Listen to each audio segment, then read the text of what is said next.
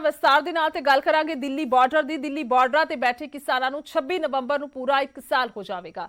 ਇਸ ਨੂੰ ਲੈ ਕੇ ਕਿਸਾਨਾਂ ਨੂੰ ਰਾਕੇਸ਼ ਟਕੈਤ ਤੇ ਸਰਕਾਰ ਨੂੰ ਅਲਟੀਮੇਟਮ ਦਿੱਤਾ ਹੈ। ਵੇਖਦੇ ਹਾਂ ਰਿਪੋਰਟ। 26 ਨਵੰਬਰ 2021 ਕਿਸਾਨ ਅੰਦੋਲਨ ਨੂੰ 1 ਸਾਲ ਹੋਵੇਗਾ ਪੂਰਾ। 26 ਤੋਂ ਬਾਅਦ ਟੈਂਟ ਪੱਕੇ ਕਰਨ ਦਾ ਐਲਾਨ। ਕਿਸਾਨਾਂ ਨੂੰ ਰਾਕੇਸ਼ ਟਕੈਤ ਦਾ ਐਲਾਨ।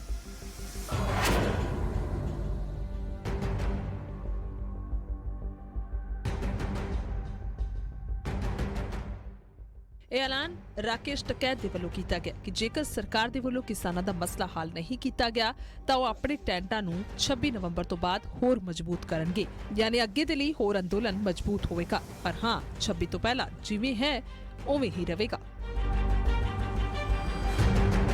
26 तारीख के बाद में हम अपने जो टेंट फट गए टूट गए वे हो गए, अभी तो उनको नहीं कर रहे। हमें उम्मीद है कि सरकार बातचीत कर लेगी और सरकार नहीं बातचीत करती तो फिर अपना हम आगे की तैयारी अपना टेंट बांस बल्ली जो खराब हो गए उनको जाएंगे भाई, उनको बदलवाने का हम भी शुरू करेंगे।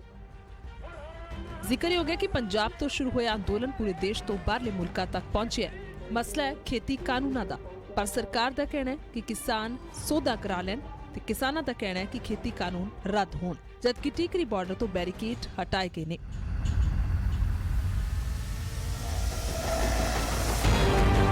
ਪਿਛਲੇ ਦਿਨੀ ਕਿਸਾਨਾਂ ਨੇ ਕਿਹਾ ਸੀ ਕਿ ਜੇਕਰ ਜਬਰਨ ਕਿਸਾਨਾਂ ਨੂੰ ਚੁੱਕਿਆ ਗਿਆ ਤਾਂ ਸਰਕਾਰੀ ਦਫ਼ਤਰਾਂ ਨੂੰ ਮੰਡੀ ਬਣਾ ਦੇਵਾਂਗੇ, ਥਾਣਿਆਂ ਨੂੰ ਮੰਡੀ ਬਣਾ ਦੇਵਾਂਗੇ ਤੇ ਹੁਣ ਟੈਂਟਾਂ ਨੂੰ ਪੱਕੇ ਕਰਨ ਦੀ ਚੇਤਾਵਨੀ ਸਰਕਾਰ ਨੇ ਦੇ ਦਿੱਤੀ ਹੈ। Bureau report news 18।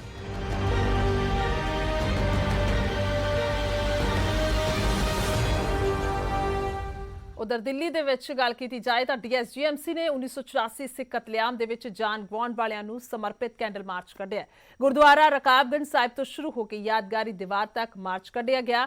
ਇਸ ਮੌਕੇ ਦਿੱਲੀ ਕਮੇਟੀ ਦੇ ਪ੍ਰਧਾਨ ਮਨਜਿੰਦਰ ਸਿੰਘ ਸਿਰਸਾ ਨੇ ਕਿਹਾ ਕਿ 84 ਦਾ ਕਤਲੇਆਮ ਭੁੱਲਣਯੋਗ ਨਹੀਂ ਹੈ। ਕਾਂਗਰਸ ਪਾਰਟੀ 84 ਕਤਲੇਆਮ ਦੇ ਮੁਲਜ਼ਮਾਂ ਨੂੰ ਅਹੁਦਿਆਂ ਦੇ ਨਾਲ ਨਿਵਾਜ ਰਹੀ ਹੈ। ਉਹਨਾਂ ਕਿਹਾ ਕਿ ਜਦੋਂ ਤੱਕ ਦੋਸ਼ੀਆਂ ਨੂੰ ਸਜ਼ਾ ਨਹੀਂ ਮਿਲਦੀ ਉਦੋਂ ਤੱਕ ਪ੍ਰਦਰਸ਼ਨ ਜਾਰੀ ਰਹੇਗਾ। ਇਸ ਕੈਂਡਲ ਮਾਰਚ ਦੇ ਵਿੱਚ ਪੀੜਤ ਪਰਿਵਾਰ ਵੀ ਸ਼ਾਮਿਲ ਹੋਏ, ਜਿਨ੍ਹਾਂ ਦੋਸ਼ੀਆਂ ਨੂੰ ਸਖਤ ਸਜ਼ਾ ਦੇਣ ਦੀ ਮੰਗ ਕੀਤੀ। ਦਿਨ ਭੁੱਲਦਾ ਨਹੀਂ ਕਿ ਜਦੋਂ ਸਾਡੇ ਦੇਸ਼ ਨੂੰ ਸਾਡੇ ਤੋਂ ਬੇਗਾਨਾ ਕਰਤਾ ਗਿਆ ਸੀ।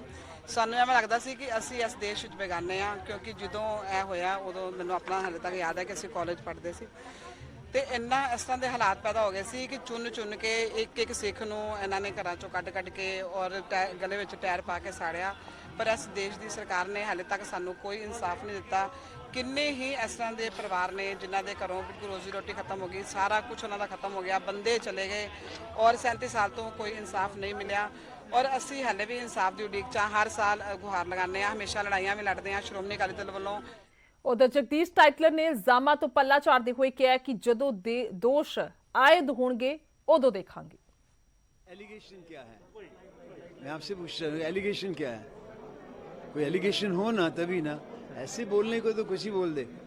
ये कहना चाहिए इस पे इल्ज़ाम क्या है, इसका जवाब दीजिए, तब तो मैं जवाब दूँ। कोई इल्ज़ाम ही नहीं है तो जवाब क्यों दूँ? सर, मनजिंदर सिंह सिरसा का कहना है कि जो सारी क्लोजर रिपोर्ट थी उनको नकार दिया गया था। किसने कहा? मनजिंदर सिंह सिरसा किसने? आप जाके या पूछिए कोर्ट में जाइए, मुझे तो पता नहीं है, मेरे पे तो केस नहीं है। उन्होंने कहा सारी क्लोजर रिपोर्ट को खारिज कर दिया। किसने कहा? किसने कहा? पढ़ के आए हो आप? मेहरबानी करके पढ़ के आइए, फिर मेरे से सवाल उठाइए। मैं भी वेट कर रहा हूँ, मैं आपको पूरी बेंच टेरेस कर, अभी नहीं, जब वक्त आएगा हम ज़रूर बताएंगे। अभी बीच में क्या तमाशा है? ये तो तमाशा हो रहा है। यहाँ तो कहीं ये इल्ज़ाम है तो मैं जवाब दूं, जब इल्ज़ाम ही नहीं तो। उधर केजरीवाल ਦੀਆਂ ਮੁਸ਼ਕਿਲਾਂ ਵੱਧ ਸਕਦੀਆਂ ਨੇ। ਜੈਜੀਤ ਜੋਹਲ ਨੇ ਕੇਜਰੀਵਾਲ ਦੇ ਖਿਲਾਫ ਕੇਸ ਦਾਇਰ ਕੀਤਾ ਹੈ। ਬਠਿੰਡਾ ਕੋਰਟ ਦੇ ਵਿੱਚ ਮਾਨਹਾਨੀ ਦਾ ਕੇਸ ਦਾਇਰ ਕੀਤਾ। ਉਹਨਾਂ ਕਿਹਾ ਕਿ ਮੇਰੇ ਖਿਲਾਫ ਲਾਏ ਦੋਸ਼ ਸਾਬਿਤ ਕਰੇ ਕੇਜਰੀਵਾਲ। ਜੋਹਲ ਦਾ ਕਹਿਣਾ ਕੇਜਰੀਵਾਲ ਨੇ ਜੋ ਟੈਕਸ ਦੀ ਗੱਲ ਕਹੀ ਸੀ, ਬਠਿੰਡਾ ਪਹੁੰਚੇ ਸੀ ਜਦੋਂ ਵਪਾਰੀਆਂ ਦੇ ਨਾਲ ਗੱਲ ਕੀਤੀ ਸੀ ਤਾਂ ਉਸ ਵੇਲੇ ਉਹਨਾਂ ਦੇ ਵੱਲੋਂ ਬਿਆਨ ਦਿੱਤਾ ਗਿਆ ਸੀ। ਜੈਜੀਤ ਜੋਹਲ ਨਾ ਨਿਕਨੇਮ ਹੈ ਜੋ ਉਹਨਾਂ ਦਾ ਨਾਮ ਨਿਕਨੇਮ ਹੈ, ਯਾਨੀ ਕਿ ਛੋਟਾ ਨਾਮ ਹੈ ਜੋ ਜਿਸ ਤੋਂ ਬਾਅਦ ਉਹਨਾਂ ਨੇ ਆਪਣੇ ਬਿਆਨ ਦੇ ਵਿੱਚ ਕਿਹਾ ਸੀ ਜੋ ਟੈਕਸ ਔਰ ਮਨਪ੍ਰੀਤ ਬਾਦਲ ਦੇ ਰਿਸ਼ਤੇਦਾਰ ਨੇ ਜੈਜੀਤ ਜੋਹਲ। ਪਹਿਲਾਂ ਇੱਥੇ ਅਰਵਿੰਦ ਕੇਜਰੀਵਾਲ ਮੁੱਖ ਮੰਤਰੀ ਦਿੱਲੀ ਇੱਥੇ ਆਏ ਸੀ। ਉਹਨਾਂ ਨੇ ਆਮ ਆਦਮੀ ਪਾਰਟੀ ਦੀ ਇੱਕ ਪੋਲੀਟੀਕਲ ਇੱਕ ਮੀਟਿੰਗ ਕੀਤੀ ਸੀ ਜਿਸ ਦੇ ਵਿੱਚ ਉਹਨਾਂ ਨੇ ਮੇਰੇ ਪਰਿਵਾਰ ਤੇ ਮੇਰੇ ਉੱਤੇ ਉਹਨਾਂ ਨੇ ਇਲਜ਼ਾਮ ਲਗਾਏ ਸੀਗੇ। ਡੈਰੋਗੇਟਰੀ ਤੇ ਡੈਫਾਮੇਟਰੀ ਉਹਨਾਂ ਨੇ ਲੈਂਗੁਏਜ ਯੂਜ਼ ਕੀਤੀ ਮੇਰੇ ਖਿਲਾਫ। ਤੇ ਉਸ ਦਿਨ ਹੀ ਅਸੀਂ ਇਹ ਸਟੇਟਮੈਂਟ ਦਿੱਤੀ ਸੀਗੀ ਤੇ ਮੈਂ ਆਪਣੇ ਲਾਇਰਸ ਨਾਲ ਕੰਸਲਟ ਕਰਕੇ ਇਹ ਕਿਹਾ ਸੀ ਵੀ ਅਸੀਂ ਇੱਕ ਡੈਫਾਮੇਸ਼ਨ ਦਾ ਕੇਸ ਇਹਨਾਂ ਤੇ ਦਾਇਰ ਕਰਾਂਗੇ। ਉਹ ਕੇਸ ਅੱਜ ਦਾਇਰ ਹੋ ਗਿਆ। Statement of mister Jaul has been recorded. Court ਨੇ ਕੋਗਨੀਜੈਂਸ ਲੈ ਕੇ ਪ੍ਰੋਸੀਡਿੰਗ ਸਟਾਰਟ ਕਰਤੀ। ਹੁਣ ਤੁਹਾਨੂੰ ਕੇਜਰੀਵਾਲ ਦਾ ਉਹ ਬਿਆਨ ਸੁਣਵਾਉਂਦੇ ਹਾਂ ਜਿਸ ਦੇ ਵਿੱਚ ਉਹਨਾਂ ਨੇ ਜੋ ਟੈਕਸ ਦਾ ਜ਼ਿਕਰ ਕੀਤਾ ਸੀ। ਗੱਲ ਕਰਕੇ ਜਗਜੀਤ ਸਿੰਘ ਜੋਹਲ ਤੇ ਨਿਸ਼ਾਨਾ ਸਾਧਿਆ ਸੀ।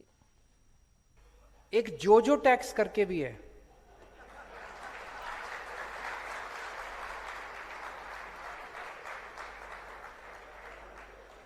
है क्या है?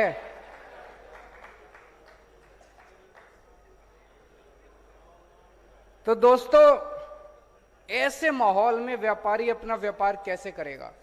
और आज कह के जा रहा हूं यहां पे जो टैक्स बंद करेंगे, और उनको भी कह रहा हूं कि अभी बंद कर दो, ज्यादा उधर अच्छा है। बठिंडा ਦੇ ਇੱਕ ਇੰਸਟੀਚਿਊਟ ਦੇ ਵੱਲੋਂ ਨੌਜਵਾਨਾਂ ਨੂੰ ਕਾਲਜ ਤੋਂ ਬਾਹਰ ਕਰਨ ਤੋਂ ਬਾਅਦ ਸਿਆਸਤ ਪੱਖਤੀ ਨਜ਼ਰ ਆ ਰਹੀ ਹੈ ਕਿਉਂਕਿ ਮਾਮਲਾ ਸਾਰਾ ਕੀ ਹੈ ਉਸ ਦੇ ਲਈ ਵੇਖਦੇ ਹਾਂ ਇਹ ਰਿਪੋਰਟ।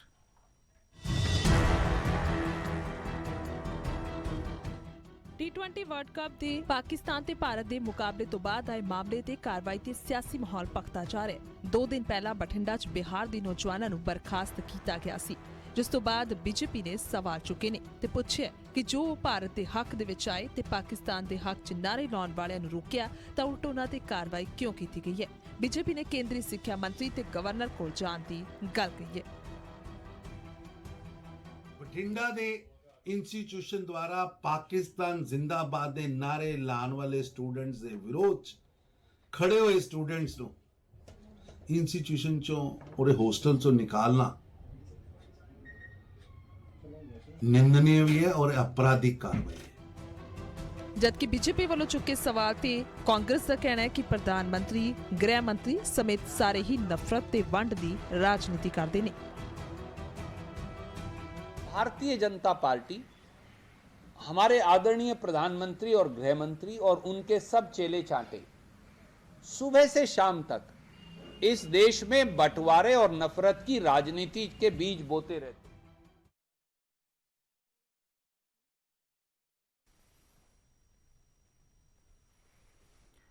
ਸੋ ਉਧਰ ਗੱਲ ਕੀਤੀ ਜਾਵੇ ਤਾਂ ਚਮਕੌਰ ਸਾਹਿਬ ਦੇ ਵਿੱਚ ਨਗਰ ਪੰਚਾਇਤ ਦੇ ਮੁਲਾਜ਼ਮਾਂ ਦੇ ਵੱਲੋਂ ਪੁਲਿਸ ਦੇ ਨਾਲ ਮਿਲ ਕੇ ਜ਼ਮੀਨਾਂ ਤੋਂ ਨਜਾਇਜ਼ ਕਬਜ਼ੇ ਹਟਵਾਏ। ਕਬਜ਼ੇ ਵਾਲੀਆਂ ਇਮਾਰਤਾਂ ਨੂੰ ਵੀ ਢਾਇਆ ਗਿਆ। ਉਧਰ ਨਜਾਇਜ਼ ਕਬਜ਼ਾ ਕਰਨ ਵਾਲਿਆਂ ਨੇ ਕਿਹਾ ਕਿ ਉਹਨਾਂ ਨੂੰ ਇਸ ਬਾਬਤ ਕੋਈ ਵੀ ਸੂਚਨਾ ਨਹੀਂ ਦਿੱਤੀ ਗਈ। ਚਮਕੌਰ ਸਾਹਿਬ ਸੀਐਮ ਚੰਨੀ ਦਾ ਵਿਧਾਨ ਸਭਾ ਹਲਕਾ। ਤੁਸੀਂ ਕੀ ਕੰਮ ਲਈ ਵਰਤਦੇ ਸੀ ਜਗ੍ਹਾ? ਬਣਾਉਂਦੇ ਤੇ ਬਸ ਮੈਂ ਡੰਗਰ ਰੱਖਿਆ ਸੀ ਜੀ। ਤੇ ਪ੍ਰਸ਼ਾਸਨ ਇਹ ਨਜਾਇਜ਼ ਪੰਚਾਇਤ ਦੀ ਉਹ ਜਗ੍ਹਾ ਤੀ ਜੀ? ਹਾਂਜੀ, ਇਹ ਗਰਾਊਂਡ ਦੀ ਜਗ੍ਹਾ ਨਹੀਂ ਹੈਗੀ ਜੀ। ਹਾਂਜੀ, ਇਹ ਨਾਲੇ ਦੀ ਜਗ੍ਹਾ ਜੀ। ਨਾਲਾ ਜਿਹੜਾ ਨਾਲਾ ਤੇ ਚੱਲਦਾ ਜੀ ਪਹਿਲਾਂ। ਕਿ ਤੁਸੀਂ ਪ੍ਰਸ਼ਾਸਨ ਹੁਣ ਤੁਹਾਡਾ ਕਬਜ਼ਾ ਛਡਾ ਰਿਹਾ, ਕੀ ਤੁਸੀਂ ਕੀ ਕਹਿਣਾ ਚਾਹੁੰਦੇ? ਤੁਹਾਡਾ ਨੁਕਸਾਨ ਕਿੰਨਾ ਹੋ ਗਿਆ ਜੀ? ਨੁਕਸਾਨ ਦੇਖੋ ਜੀ, ਪਹਿਲਾਂ ਵੀ ਟਿੰਨਾ ਭੰਨਤੇ ਇਹਨਾਂ ਨੇ ਸਾਡੇ 25-25 ਹਜ਼ਾਰ ਦੀਆਂ, ਇਹਨਾਂ ਨੇ ਹੁਣ ਵੀ ਭੰਨਤੇ ਜੀ ਸਾਡੀਆਂ। ਇਹ ਨਗਰ ਪੰਚਾਇਤ ਦੀ ਜਗ੍ਹਾ ਜੀ। ਇੱਥੇ ਸਰਕਾਰ ਦੇ ਹੁਕਮ ਅਨੁਸਾਰ ਡਿਵੈਲਪਮੈਂਟ ਦਾ ਕੰਮ ਚੱਲ ਰਿਹਾ, ਸਟੇਡੀਅਮ ਬਣ ਰਿਹਾ ਤੇ ਇਹ ਬਿਲਕੁਲ ਫਰੰਟ ਦੇ ਉੱਪਰ ਆ ਤੇ ਇਹਨਾਂ ਨੂੰ ਨੋਟਿਸ ਵਗੈਰਾ ਦਿੱਤੇ ਹੋਏ ਨੇ। ਅਸੀਂ ਸਾਰੇ 3 ਵਾਰੀ ਨੋਟਿਸ ਦਿੱਤੇ। ਪੂਰੀ ਕਾਨੂੰਨੀ ਪ੍ਰਕਿਰਿਆ ਅਪਣਾਉਣ ਤੋਂ ਬਾਅਦ ਅਸੀਂ ਇਹ ਨਜਾਇਜ਼ ਕਬਜ਼ੇ ਹਟਾ ਰਹੇ ਹਾਂ। ਤੇ ਸਰ, ਜਿਹੜਾ ਗਰਾਊਂਡ 'ਚ ਹੋਰ ਵੀ ਕਈ ਨਜਾਇਜ਼ ਕਬਜ਼ੇ ਹੋਏ ਆ ਉਹ ਵੀ ਛਡਾਏ ਜਾਣਗੇ ਜੀ? ਸਾਰੇ ਤਰਤੀਬਵਾਰ ਸਾਰੇ ਹਟਾ ਰਹੇ ਹਾਂ ਜੀ। ਅਸੀਂ ਸਿਲਸਿਲੇਵਾਰ ਹੋਰ ਵੀ ਸਾਰੇ ਚੁਕਵਾ ਦਾਂਗੇ।